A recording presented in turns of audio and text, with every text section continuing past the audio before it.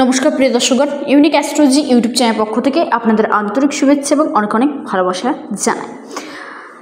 নীল পূজায় মহাদেবের আশীর্বাদে এই 5টি রাশির ভাগ্য খুলতে চলেছে। সেই 5টি সৌভাগ্যশালী রাশি কোন কোন রাশি তা আমি আজকের ভিডিওতে বিস্তারিতভাবে আলোচনা করব। তা জানতে অবশ্যই ভিডিওটি প্রথম থেকে শুরু করে শেষ পর্যন্ত দেখবেন এবং আপনার যারা নতুন রয়েছেন তারা অবশ্যই ইউনিক অ্যাস্ট্রোলজি ইউটিউব চ্যানেলটিকে সাবস্ক্রাইব করুন, ভিডিওটিকে লাইক করুন এবং প্রচুর পরিমাণে শেয়ার করুন, যাতে প্রত্যেকেই ভিডিওটিকে দেখার সুযোগ পেয়ে থাকেন এবং উপকৃত হয়ে থাকেন। আর যারা আমার সাথে অনলাইন কনসালটেন্সি করতে ইচ্ছুক রয়েছেন, হস্তরেখা বিচার করতে চান, কুষ্টি বিচার করতে চান, জটক বিচার করতে চান, কোনো রেমেডি বা কবচ নিতে ইচ্ছুক রয়েছেন, তারা অবশ্যই স্ক্রিনে দেওয়া হোয়াটসঅ্যাপ বুকিং নাম্বারটিতে যোগাযোগ করুন। নাম্বারটি হলো 9475630334। এটি বুকিং নাম্বার। বুকিং করার পর আপনারা অনলাইনে কথা বলার সুযোগ পাবেন। দেবাদিদেব মহাদেবের এই যে নীল পুজো, অর্থাৎ 12ই এপ্রিল নীল পূজায় চৈত্র সংক্রান্তির আগের দিন রাত্রে এই পূজাটি কিন্তু হয়ে থাকে। দেবাদিদেব মহাদেবের বিশেষ এই তিথিতে যে ব্যক্তি ভক্তি ভরে মহাদেবের পূজা আরাধনা করে, কিংবা এই যে চৈত্র মাসের চড়ক পূজায় অর্থাৎ নীল পূজায় যেই সকল ব্যক্তি অংশগ্রহণ করে থাকে, তাদের ওপর মহাদেবের অর্থাৎ দেবাদিদেব মহাদেবের বিশেষ কৃপাদৃষ্টি কিন্তু বর্ষণ হয়ে থাকে। এবং এই পূজার প্রসাদ যারা গ্রহণ করতে পারে, প্রসাদ কিংবা আপনারা এই পুজোর যে মন্ত্রভূত যে ফুলগুলি রয়েছে, আপনি যদি সেই ফুল একটি ফুল হলেও যদি দেবাদিদেব মহাদেবের চরণ থেকে নিয়ে আসতে পারেন, সেটাতে কিন্তু আপনাদের ভাগ্য কিন্তু চমৎকারভাবে কিন্তু চমকাবে। এবং যেই রাশিগুলির আমি কথা জানাতে চলেছি, সেই রাশিগুলির ওপর দেবাদিদেব মহাদেবের বিশেষ আশীর্বাদ ও কৃপাদৃষ্টি দেখা দিতে চলেছে। সেই 5টি রাশি কোন কোন রাশি আর দেরি না করে জানাবো, এবং তাদের কোন কোন দিক থেকে লাভের সূচনা ঘটতে চলেছে, সৌভাগ্যের দিকটি দেখা দিচ্ছে, সমস্তটাই জানাবো। প্রত্যেকে অবশ্যই কমেন্ট করবেন ওম নমঃ শিবায়, ওম নমঃ শিবায়, ওম নমঃ শিবায়, হর হর মহাদেব, জয় শিব শম্ভু। দেবাদিদেব মহাদেবের আশীর্বাদে 12ই এপ্রিল চতুর্থী এবং পঞ্চমী তিথি থাকছে। রোহিণী এবং মৃগশিরা নক্ষত্র রয়েছে এবং সেই দিনটিতে অর্থাৎ নীল পূজার দিনটিতে সৌভাগ্য যোগ রয়েছে, শোভন যোগ রয়েছে, এদিকে রবি যোগ রয়েছে, অমৃত যোগ রয়েছে। এই যে দুর্লভ যোগগুলির সৃষ্টি হয়েছে, নীল পূজা দেবাদিদেব মহাদেবের আশীর্বাদ আপনাদের ভাগ্যের কিন্তু আমূল পরিবর্তন ঘটাতে চলেছে।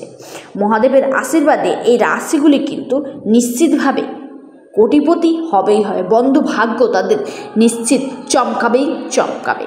সেই সকল রাশিগুলির মধ্যে নাম্বার 1 যে রাশির কথা জানাবো, সে রাশির নাম হলো আপনার মকর রাশি। আপনি যদি মকর রাশির জাতক কিংবা জাতিকা হয়ে থাকেন, দেবাদিদেব মহাদেবের আশীর্বাদে আপনাদের ভাগ্যের আমূল পরিবর্তন ঘটতে চলেছে।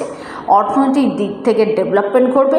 কর্মকেন্দ্রিক যে সমস্যাগুলি ছিল বা কর্মক্ষেত্রে যে আপনার মনোপ্রুত কাজ আপনি পাচ্ছিলেন না বা স্যাটিসফ্যাকশন ছিল না, সেই জায়গাটা দেখা দিতে চলেছে। আপনাদের অর্থনৈতিক সমস্যাগুলো একটু হলেও ধীরে ধীরে আগের তুলনায় অনেকটা রিকভারি হতে চলেছে।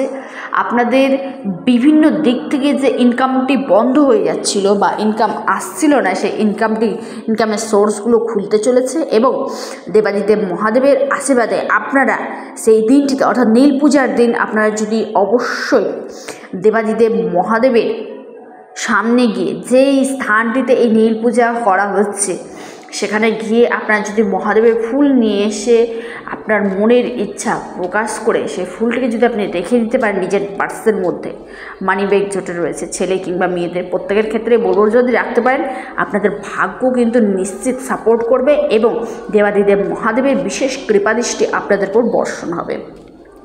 এই 12ই এপ্রিল আপনাদের অনেক অনেক জীবনে বড় ধরনের সুসংবাদ নিয়ে আসতে চলেছে।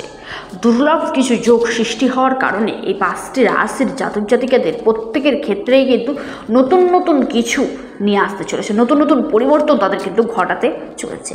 মকর রাশির জাতক জাতিকাদের ক্ষেত্রে আপনাদের ভাগ্য খুবই ভালো থাকছে। সন্তান সেক্টর থেকে ভালো সুখবর দেখা দিচ্ছে। তারপরে যে রাশির কথা জানাবো অর্থাৎ দ্বিতীয় রাশি, সে রাশির নাম হলো আপনার কন্যা রাশি।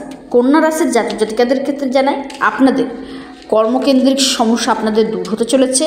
আপনাদের নির্দিষ্ট একটি কাজের সাথে আপনারা যুক্ত হতে চলেছেন, বা আপনি দীর্ঘদিন যাবত এক জায়গায় একটি স্থানেই রয়েছেন, কাজে ট্রান্সফার চাইছিলেন, ট্রান্সফার ছিল না, ট্রান্সফার জায়গাটি রয়েছে, বা উচ্চ পোস্টে আসীন হওয়ার জায়গাটি রয়েছে, সামাজিকমূলক কাজে অংশগ্রহণ করার জায়গাটি দেখা দিচ্ছে আপনাদের। আপনারা যদি রাজনৈতিক লেভেলের সাথে যুক্ত আছেন বা রাজনৈতিক স্থানের সাথে যুক্ত থাকেন, সেখান থেকে আপনাদের কিন্তু উত্থান ঘটতে চলেছে। আপনাদের যারা নিম্ন শ্রেণী বা আপনারা চিপ অ্যান্ড বেস্ট কাজের সাথে যারা যুক্ত রয়েছেন, অনেকেই রয়েছেন লোয়ার ক্লাসের সাথে যুক্ত রয়েছেন, বেতন কম কিন্তু আপনাদের খাটনি বেশি, তাদের ক্ষেত্রে বলবো আপনারা অবশ্যই এই কাজটি করুন।